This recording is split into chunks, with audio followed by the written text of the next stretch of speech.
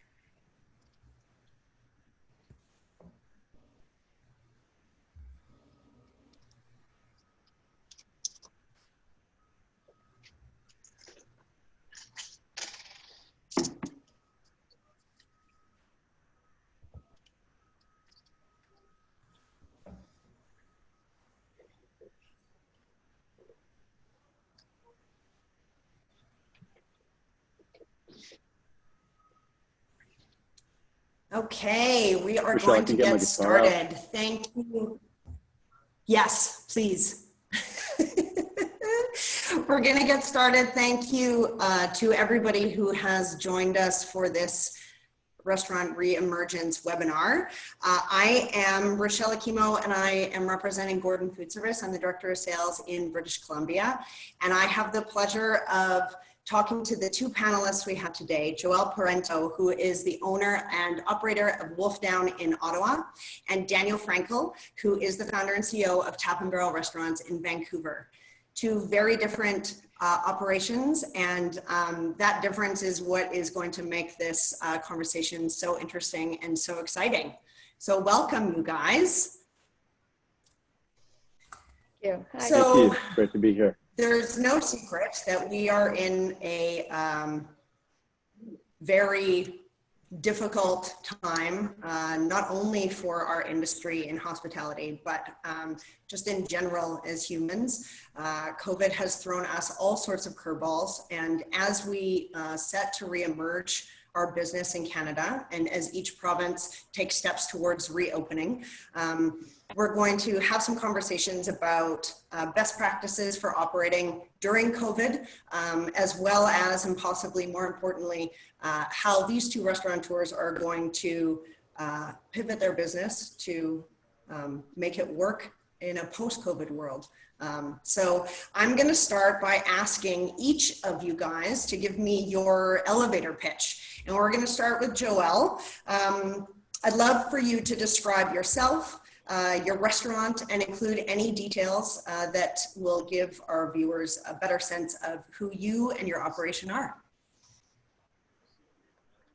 Sure. Okay. So I am kind of what you could call a tech entrepreneur turned restaurateur. I started a German street food spot called Wolfdown about just a year ago. That was kind of an unexpected project. I didn't really have much experience in the food world, but I have a German fiance who introduced me to this incredible food, and I fell in love with it. And that food just did not exist in Ottawa. So we complained about it for years, and then finally decided we were going to just do something about it. And so I have maybe a slightly unique perspective in that I come more from the business side of things than the food side of things. So kind of attacked it backwards in that sense. But it's been a really interesting experience, and we've learned a lot really quickly. And the response to Wolfdown has been really, really great here in Ottawa. So we're, despite everything going on, obviously that's a major setback, but we just keep doing our best and carry on.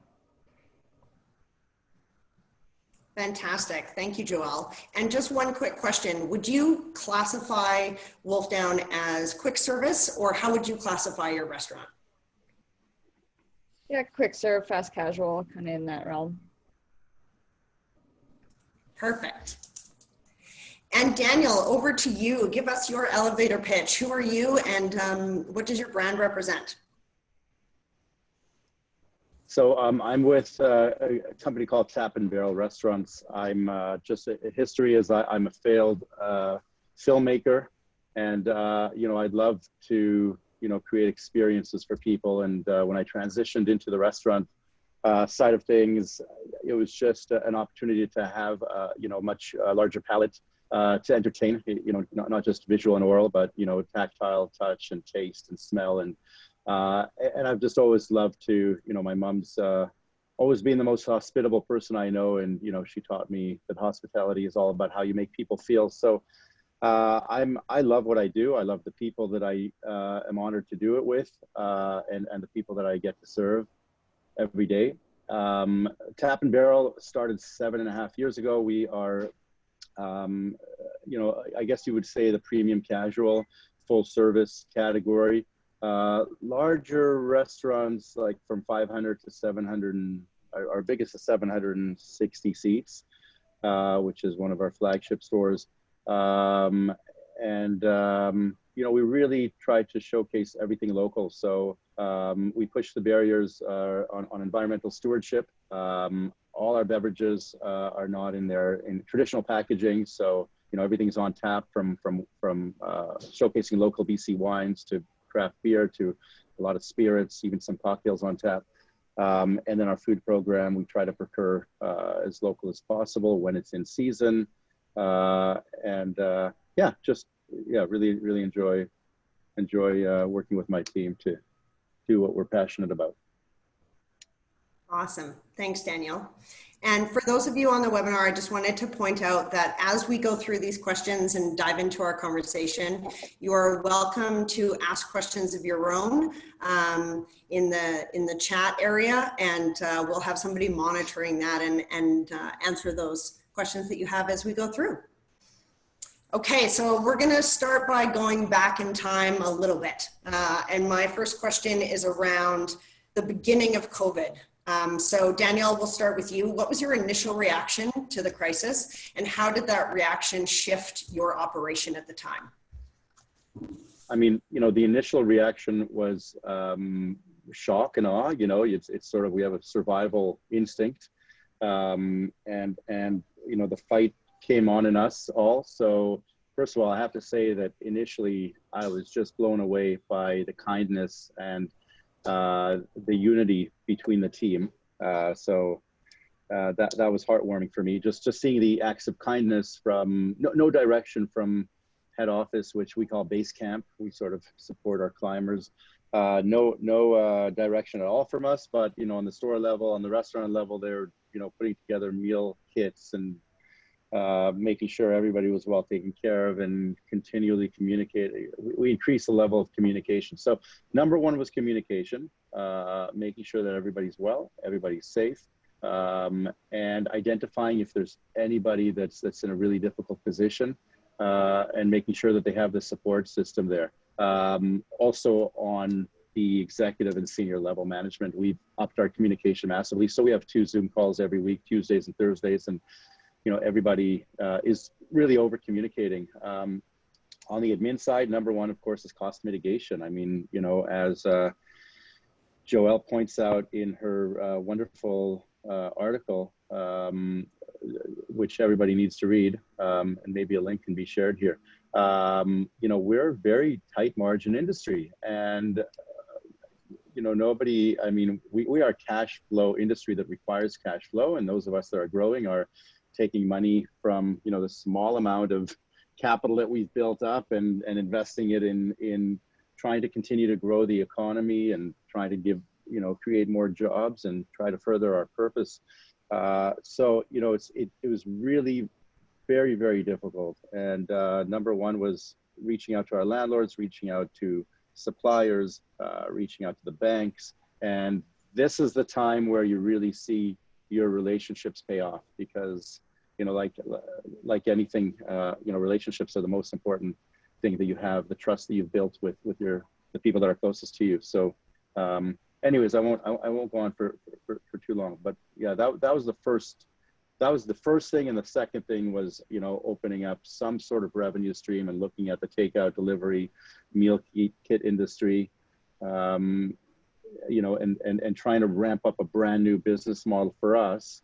We had done it out of one location. We have a brewery called Brew Hall at 2nd and Quebec in Vancouver, which is the brewery district.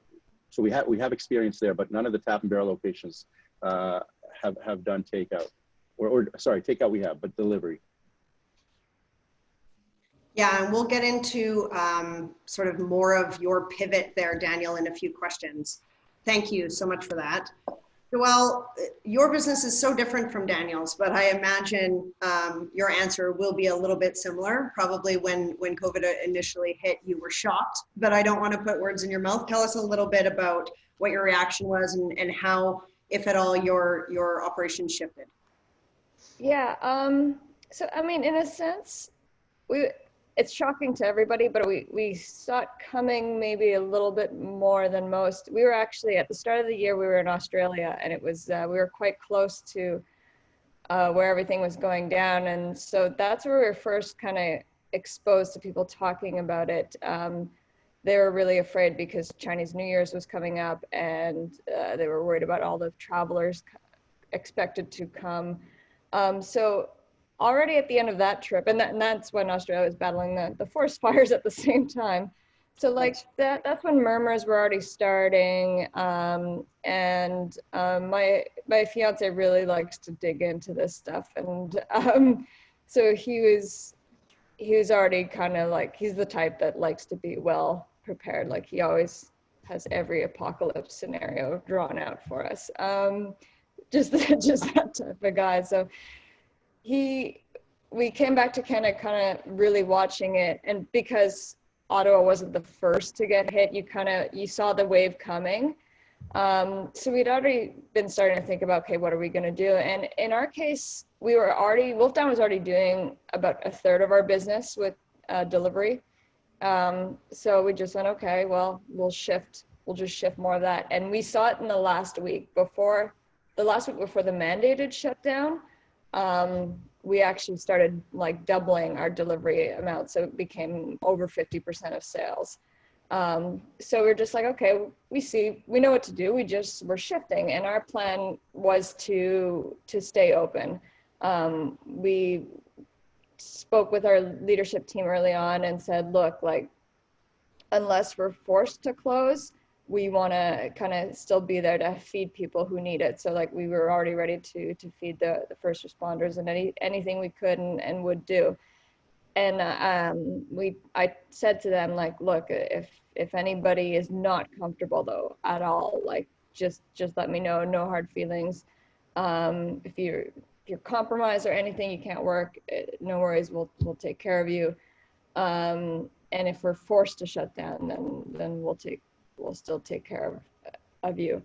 And to the last one, they're like, we'll be there, we're in this together. So that said, so we were ready to fight, and we just wanted to do anything we could to be helpful and to just not feel helpless in all of this.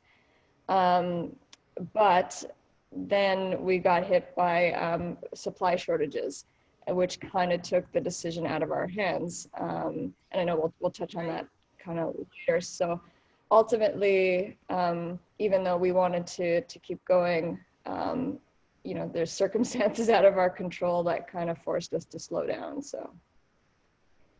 Yeah, the break in the supply chain that has been sort of an aftershock of COVID-19 has definitely been negatively affecting everybody. And as you bring it up now, I just thought that perhaps we could talk about it quickly. Have you been able to, Joelle, with such a refined and small menu that you have by choice, concentrating on the one thing that you can knock out of the park, which I love, has the supply chain break caused you to reevaluate your opening hours or days of the week you're open? How are you managing through those challenges? Yeah, so the downside of a small menu is if you're missing one item, that's a huge part of your product. And in our case, we do 80% of our sales is our sandwiches. And so the biggest kind of punch to the gut that we got was that the bakery that we work with that makes this custom hyper specialized bread for us, they made the decision to shut down. So we lost our bread supply, which is like our key product. And it's unfortunately, since it's not like a hamburger, we can't just go, okay, we'll just get burgers, buns elsewhere. So that was the biggest blow. And we're now, just starting to talk with them, and they're trying to get started slowly up again. So we'll get back there. But that's been the hardest thing to deal with. Now, in response to that, people are saying, well, so we do 80% sandwiches, but we also offer salads and rice bowls just for people who are, gluten-free or just want some different lighter options. So it's basically the same thing, just different formats. So people are like, well, you still have those, why don't you do those? And we say, well, it's not realistic for us to stay open full time with only 20% of our menu.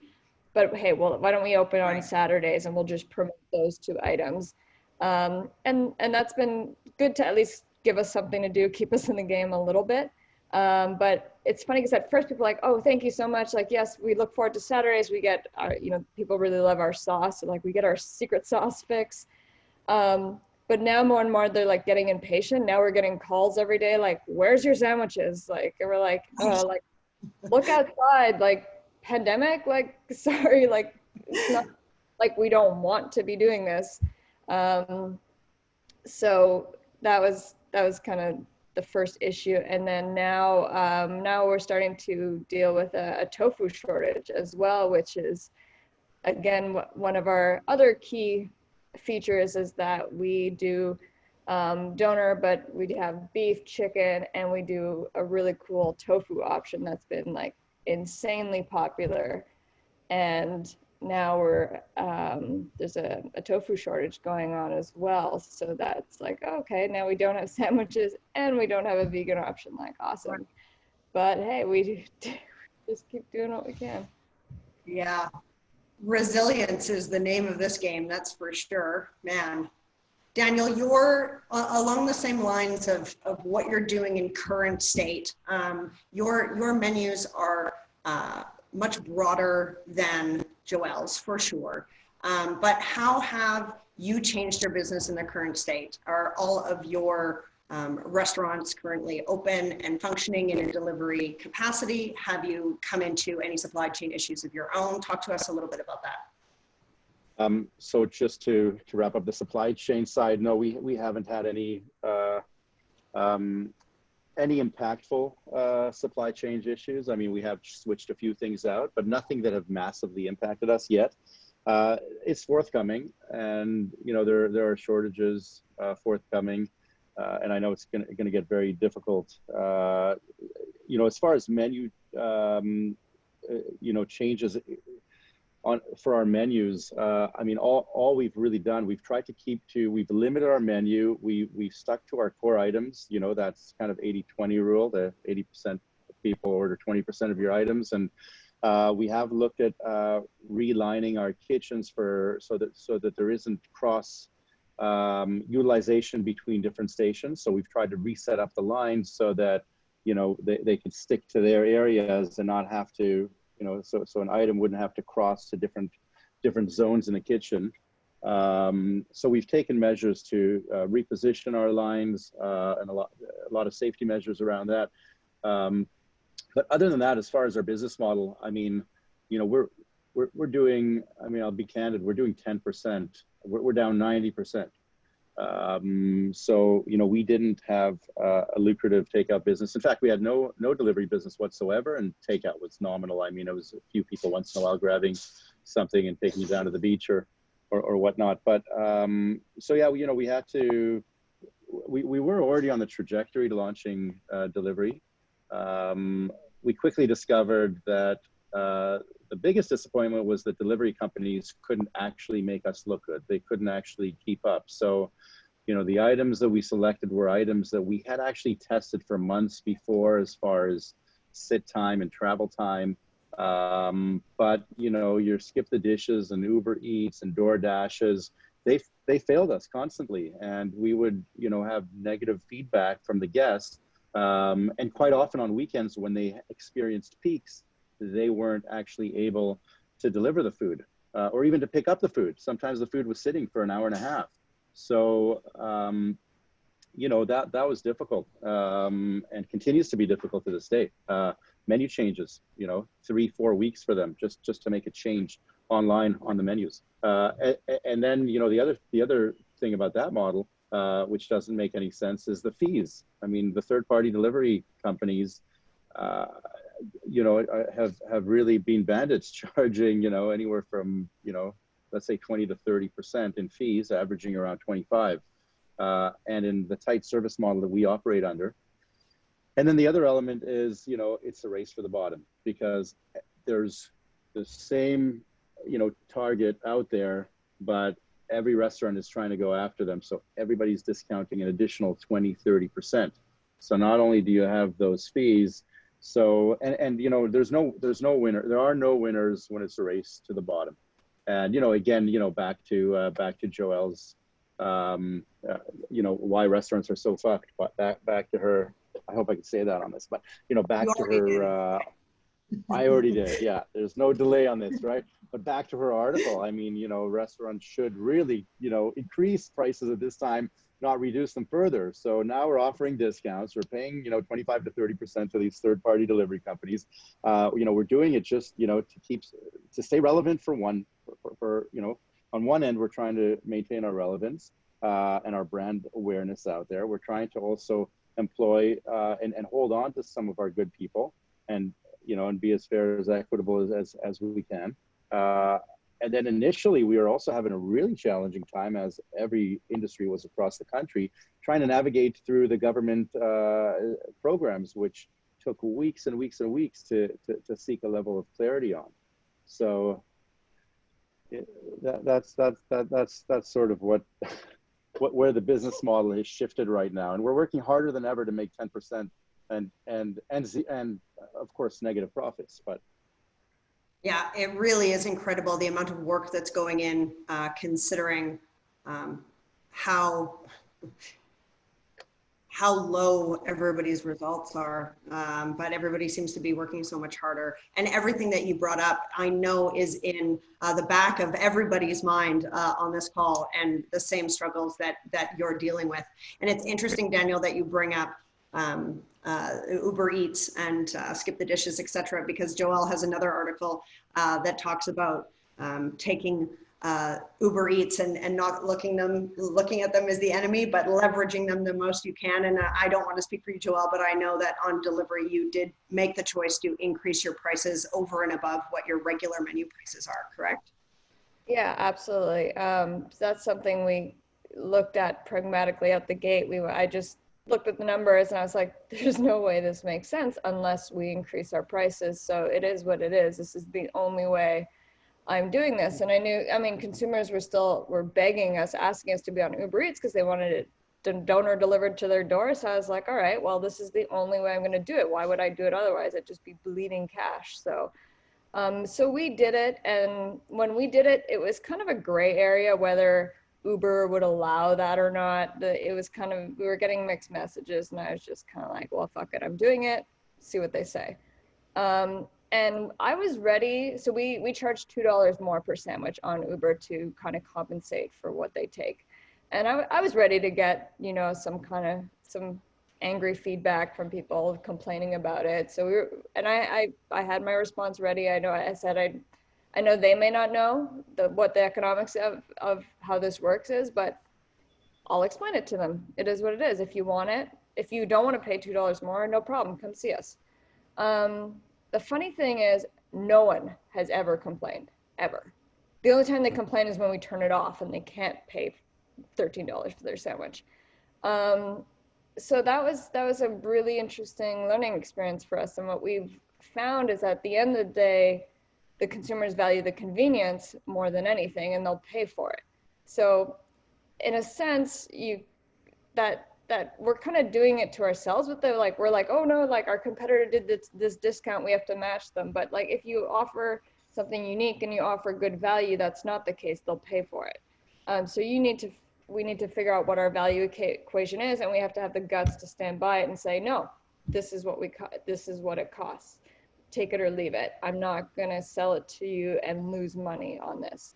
But what I break down more in the article is actually, again, because I come from the tech business side of things, so I understand a little bit more and have a little bit more empathy for the other side of the table. So the other issue, you know, we talk about consumers' food costs or perception being skewed on what food should cost. Well, the consumer also doesn't understand what it costs to have food, any food on demand just magically appear at your door any time of day. So the one downside is on the consumer end, all these companies like Uber's do all these promos. They're like, hey, it's free delivery, it's this, it's that. It only costs $3 to get this stuff to your house, and that's just not realistic.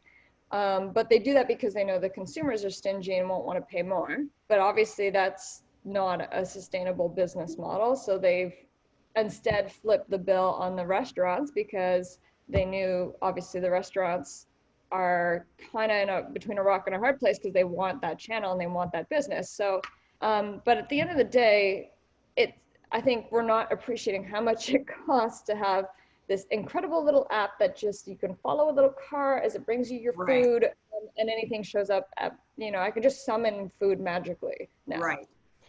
That's not free. It's not cheap actually at all to do that. And we are, again, our perception is just so skewed of what that should cost. Right. So we just did what we had to do to adjust and make the business model make sense. And the funny thing is that even when I released the articles, restaurateurs were coming to me and they're like, no, you can't do that. And I was like, yes, you can. And that's something where we have, and actually a lot of brands are, even the big brands are doing it. Whether the consumer realizes or not, they're all doing it. So you got to do what you got to do. And at the end of the day, if you actually look at like the Uber statements now, and I found a few that I put in my article, they've totally relaxed on the, oh, you can't increase your prices on Uber. Now they say, you set the price, like it's up to you, which I think they've adjusted because they realized it was just unrealistic. Right. But at the end of the day, you have to protect yourself and make sure your business model works. And we're actually just about to increase prices again because it's got to make sense, and we can't just keep in this vicious cycle. That's what it is. Yeah. And for those of you on the call, I know through the chat we have sent both of the articles that we're referencing, links to both of those articles for you guys. So please, after we're done, take those, read them, and if you find value in them, share them with your network for sure. Switching gears a little bit, we have touched a little bit around front of the house and how that looks as we go into the space where we are re-emerging and restaurants are reopening. There's so many things at play here, a reimagining of your space. And in my opinion, the most important question really is, you know, the guest. So Daniel, you said, you quoted your mother, you said hospitality is how you make people feel. And I love that so very much. And this is an interesting time because we have to balance safety with hospitality. And we need to ensure that the guests are still getting an incredible experience from us. But how do you balance those things when potentially your service staff will have to be wearing masks or gloves? I mean, that remains to be seen what is mandated from each province. But Daniel, I'm curious about how you sort of are thinking through that front of the house experience for your guests. Well, I mean, number one, right now, I mean, I know we've touched on all the business issues on the call so far in business sustainability, but number one is always going to be staff and guest safety. 100%. That takes the precedent in any scenario. So equally important is the optics behind that. And we have a very, very difficult road ahead of us. You know, it's a lot of people assume, I've had a lot of calls from friends saying, oh, how great, you're going to be open soon. I saw the news, isn't that great?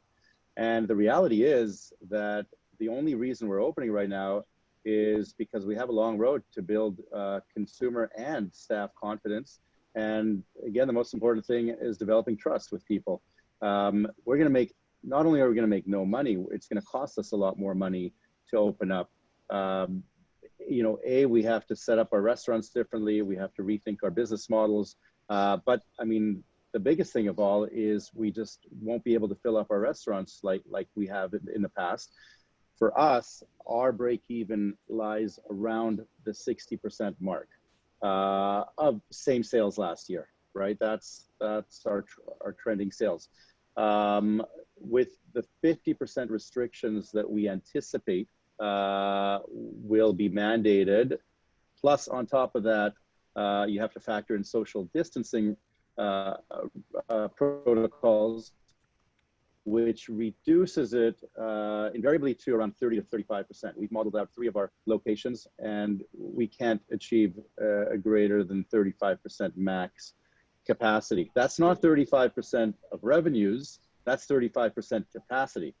Our revenues are far higher than that because, you know, our bars and waiting lounges are 2, 3, 4 people deep and bustling, and people are waiting for tables and having cocktails and, you know. So I'm talking pure capacity. That's more like 20 to 25% of actual revenues. Right. So it's I mean, you know, it's needless to say, I mean, anybody can do the math, but it's not sustainable at all. But I recognize the fact that we have to get on that, because our goal right now is to try to rebuild consumer and staff confidence. We have a lot of staff that are very hesitant to come back. So the other part of your question there, I mean, vibe is really what our experience is about, right? I mean, we showcase local and and local artists and local prepared food and etc. But I mean, at the end of the day, people come for the experience. And what's that experience going to look like when, you know, people are wearing masks and when everybody's freaking out, and when there's plaques all over the place that mandate how you walk, and when there's going to be a reduction of table touches in general, which is such an important part of what we do, right? We always talk about table touches, and now that's a taboo statement. No, don't touch the damn table. Stay away from the table. We're bringing in technology to assist with that, as far as mobile ordering and you know, and as far as not having lineups. So, you know, even our lineups were a part of our experience. You know, not that we want to create lineups, we want to get people in as quickly as possible. But if and when there are lineups, which is, you know, usually every Thursday, Friday, Saturday, you know, coming out with food for people to taste, you know, complimentary drink, you know, making that experience as good as possible. And using that as an opportunity to educate our guests about what we do. Now we're not going to have any of those opportunities. People are going to have to reserve. Our wait list is going to go to SMS rather than lounging in our areas, and rather than experiencing our hospitality and our vibe, which is what we pride ourselves on. So enjoying, you know, Canadian artwork, which we showcase. And so it'll be a very different experience, without a doubt. But I think it's necessary to open up, even with a reduced footprint, because again, coming back to the first point, confidence and trust, most important right now. Yeah, thank you, Daniel. You covered so much ground there. I really appreciate that answer. And Joelle, you're being fast casual, your concept is so different from sort of the full service that Daniel specializes in. So how about for you? How do you see either front of the house or back of the house changing between spacing in back of the house for the team putting together the food? Anything that you think you need to do to pivot as we reopen here?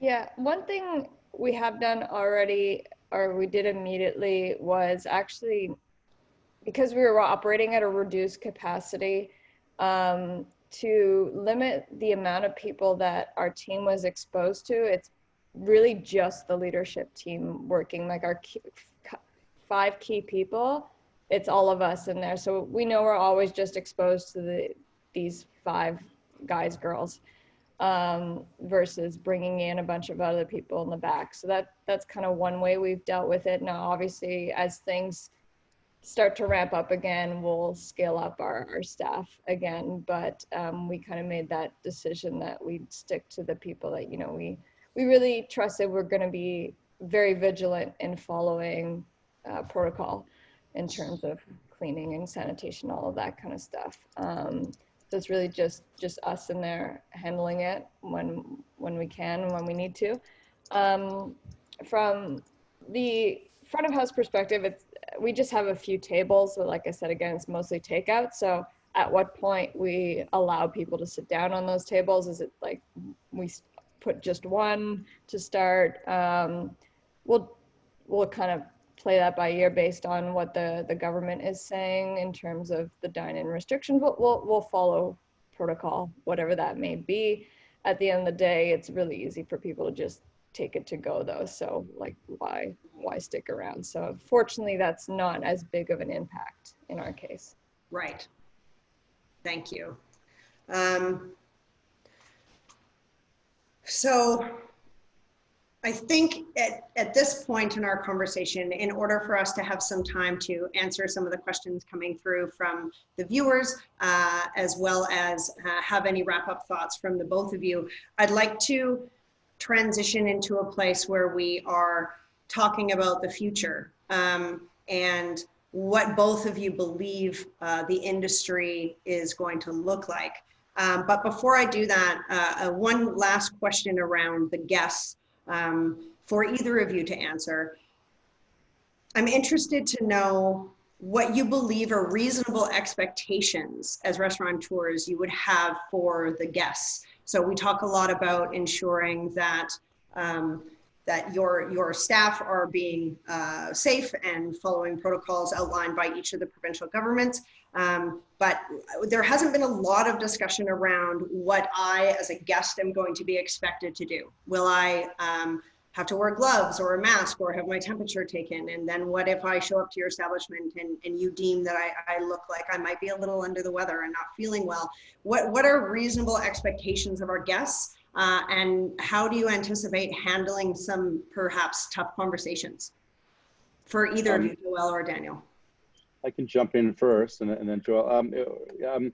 You know, it's first of all, I think most of society has really shown respect for social etiquette, and that's just sort of an unspoken. I mean, you know, you walk down the street and you know people push aside or walk on the road even to avoid you. I think people have been very respectful, most people, of social etiquette. But it's a great question because you know, what do you do when what do you do when a guest comes in with visible signs of sickness, whether COVID or not?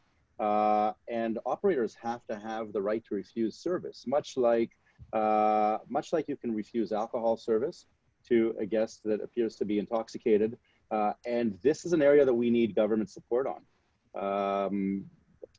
because it's going to happen, and we're going to have to, you know, feel comfortable. It's going to put the operators in a very difficult position, but we're going to have to refuse service. You know, the other thing is, I think it's important, and we've talked about doing this individually as a group, but I think it might be even better as an association or even as a community to have some actual published social etiquette, so that there are some baseline rules that people understand that pertain to not only dining, but going into a retail store or going to a massage therapist, or, you know, as the services start to open up in phase 2, phase 3, etc.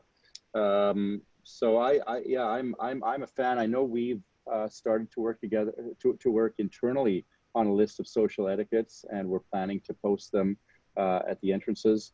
But I think that's something that needs to be a little broader.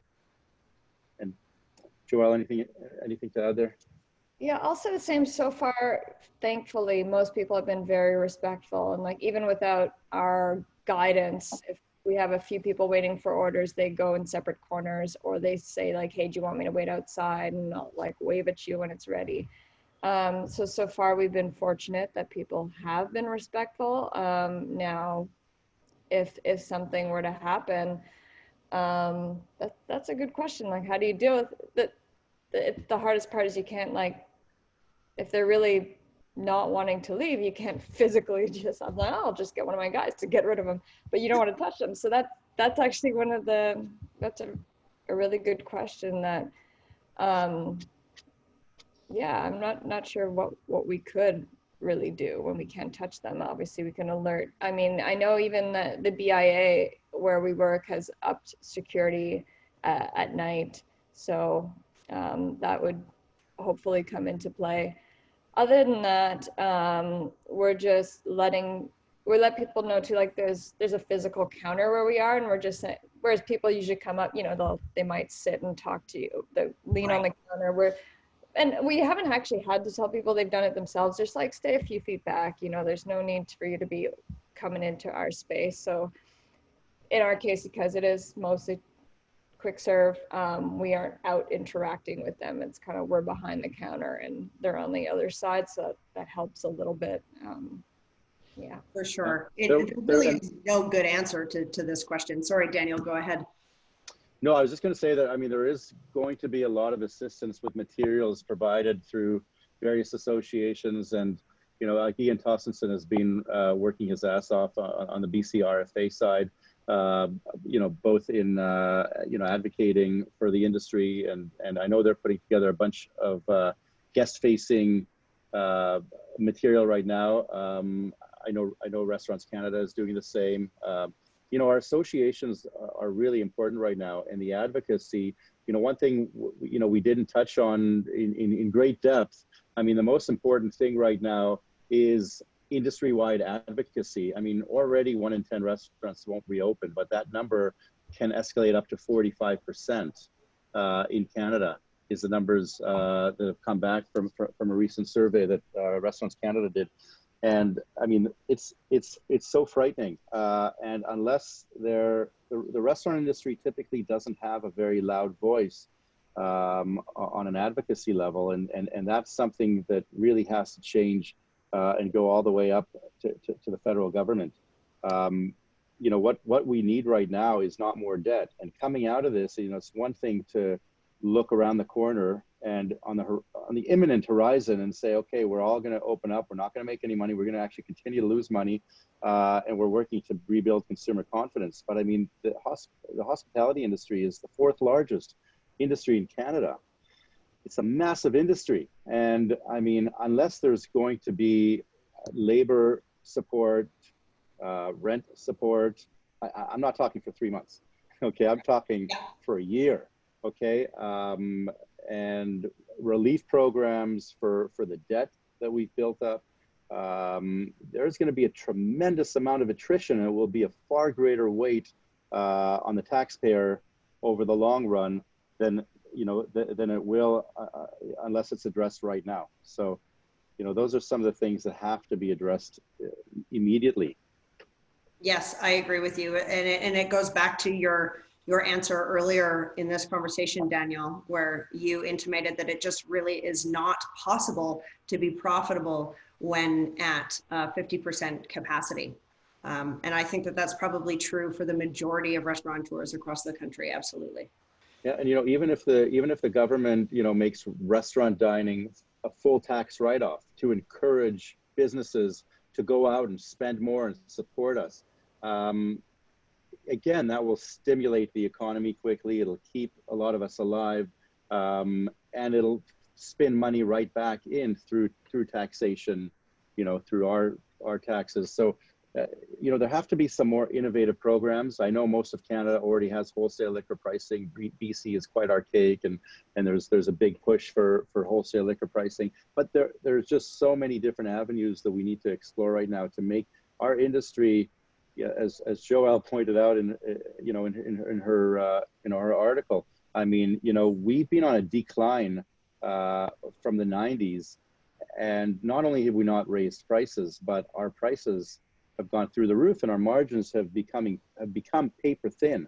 And if we want to, we should use this COVID as a gift to really rewrite the game on what hospitality looks like industry-wide and make it a sustainable business, you know. And I mean, you know, people in our industry, you know, it's not always looked upon as a glamorous job because of the pays, and I think you pointed that out as well, Joelle. And you know, we need to shift the perceptions. We need to support the industry more, and make it a lot more sustainable if we want this industry to survive. Absolutely, I love that. And yeah, maybe you can weigh in. My next post is on exactly that subject, is what do we have to change moving forward. And I especially like what you said there, Daniel, and that's kind of how I'm looking at it. Like, there is, as twisted as it sounds, there is a silver lining in all of this, in that we were stuck in a vicious cycle and we kind of needed a wake-up call. So this is obviously the most brutal fashion to do it, but both, along with low margins, the restaurant industry was also battling like a serious oversaturation problem. Now, as dark as that sounds, COVID's going to kind of fix some of that for us.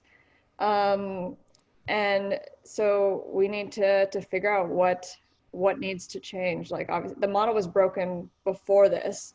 COVID just really made it so that we can't escape it anymore. Now we have to face our demons, and it's, hopefully we can come out stronger. It's going to take a long time, but no, you're right, Joelle. I think COVID has really shone a light on our vulnerability, and that's something we have to fix right now. We can't afford to continue to go down this journey with such vulnerabilities. But I also think, actually, from what I'm optimistic about is from the consumer side, at least the response I've gotten is that once from the articles is like, oh, they're like, I had no idea. So they're like, wow, now we understand. And they're like, we'll pay more, we're happy to do so. But also they're realizing how much they miss restaurants right now. So maybe also from a consumer side, it's going, okay, don't take us for granted. Because all I'm hearing is people like dying to get back to enjoy these restaurants. So maybe they get a little bit more appreciation and are willing to, see the value a little bit more.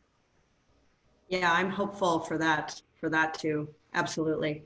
I did want to address one question that we have coming up quite a bit in the chat. And there are a few participants asking, so I'm going to ask you guys, in the short term, how are each of you planning on bringing back your staff, considering that a lot of them are perhaps making more sitting at home on the curb program than they would initially coming back into your establishments? Any thoughts on that very difficult question?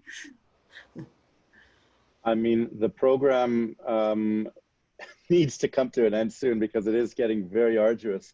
We're having a very difficult time getting some people back. Not everybody, I mean, for the most part, but and it's two things. One is confidence or trust, or at least that's what's being cited. And the second is, the program, the CERB program, can promote laziness. And, hope I'm not speaking out of place here, but I mean, we have specifically heard some people saying, well, I can make this tax-free money. Why should I come back now? Plus, I'm not really sure. Is it safe to come back? So, which always seems to be a secondary soundbite that we're hearing. Yeah, there has to be, I think, some incentive to come back, and we're trying to scale up, and we let go of 600 people. We actually closed a week prior to the mandated closings. We just didn't feel that it was safe to stay open, and at that time, that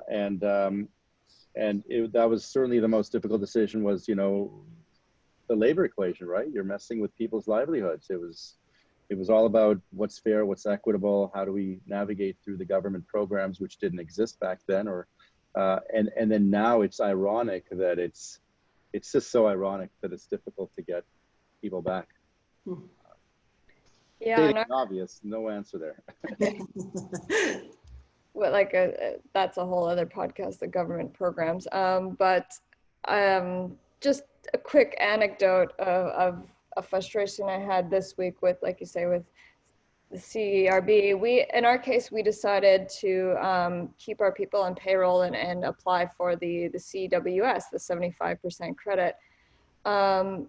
And what's mind-blowing to me was so here you have the government giving out money to everybody to stay home, and when I'm calling trying to get our application in for CWS, the lady's like, oh, I'm sorry, I'm not really sure, I'm a volunteer. And I was like, oh, so the government's giving away money to all these people staying at home, but they're not even paying people to take care of their own phone lines so that business owners can apply for these credits. I just kind of shook my head and was like, I can't believe how badly this is done. And then the rent program that they're leaving it up to landlords to have to apply for. So we're kind of at our landlord's mercy now. And it's just, I'm beyond frustrated by the way they've kind of decided to set up these programs, for lack of a better word. The incentives are in the wrong places, but that's a whole other can of worms. So Right. Well, you guys, we only have about 4 minutes left, but I did want to ensure that we closed out with possibly the most difficult question of the day. And Joelle, I'm going to start with you. Thinking through, when COVID hit, current state, and as you look into the future, what is the one piece of advice that you have that you believe at your core is the most important for any operator listening to this conversation right now as we move forward? What is that gem that you're taking with you that you would love to impart upon all of our participants? Charge the right price. Yeah. Very succinct and probably very business. And if people won't pay it, then you don't have a business. But let's not keep this bullshit world we've been living in. Amen. And Daniel, do you have anything to add? Same question. Yeah, I totally agree with Joelle, and that's a big one. I think, you know, coming out of this, the number one piece of advice is, you know, use this as a learning experience. You know, always challenge the status quo regardless. But I mean, right now, you know, we really need to start thinking and rewriting what the future of our industry will look like. And I think this is really an opportunity for us to jumpstart fate. You know, what fate had out for us, we can jumpstart it right now. And you know, businesses that survive are going to have to adapt and move towards where the puck is going. You know, wherever that may be. So this is really a time to challenge and to learn and to grow. And we all have an opportunity to come out of this, you know, stronger and wiser than ever. Maybe a lot poorer than ever, for sure, initially anyways, but a lot stronger than ever, and just become better people and a better society. Yeah, I, for one, am very excited about the innovation and creativity that is on the other side of this for our industry. And I remain cautiously optimistic that we will get there faster, perhaps, than we think we will. So Daniel and Joelle, it really was a pleasure. My task was very easy. You both are so well informed and have great opinions. And for all of you that have tuned in, thank you for giving your time, because I know how busy everybody is these days. It is worth mentioning again that this has been recorded and will be sent out to all of the participants. And I do know that there's been a lot of questions that were asked that we didn't get to, and I apologize for that, but I hope everybody found some value in our conversation today. So on behalf of TFS and you guys, thank you so much for joining. Thank you all very much. And Richelle, if there's any questions that need answering, feel free to lift them to both Joelle and myself. We're happy to, there's too much to keep up with on the screen here, but thank you very much for your time and for putting this on. And thanks, Joelle, guys. Have a great rest of the day. Pleasure, Daniel. Cheers. Okay. Cheers, guys. Cheers. Thank you. Bye.